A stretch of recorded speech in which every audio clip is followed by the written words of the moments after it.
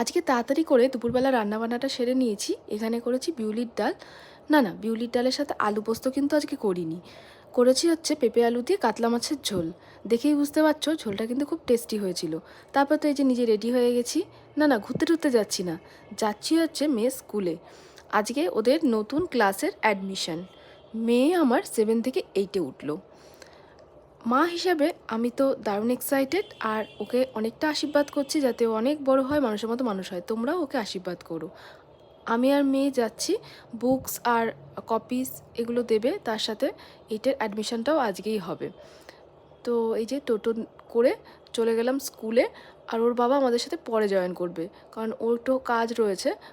কাজগুলো কমপ্লিট করে আসবে, ততক্ষণে আমি অ্যাডমিশান করে ফেলেছি। আর বুকস আর কপিস যখন নেব তখন হচ্ছে বাবা চলে এসছে। এই যে দেখো, বাবাকে পেলে মেয়েরা যা করে, মাকে আর পাত্তাই দেয় না। ওই যে সব কিছু নেওয়া হয়ে গেছে, এবার যাব বাড়ির দিকে। দেখেছো কত বই, কত খাতা। উফ, কী করে যে মেয়েটা চাপ সামলাবে সেটাই ভাবছি।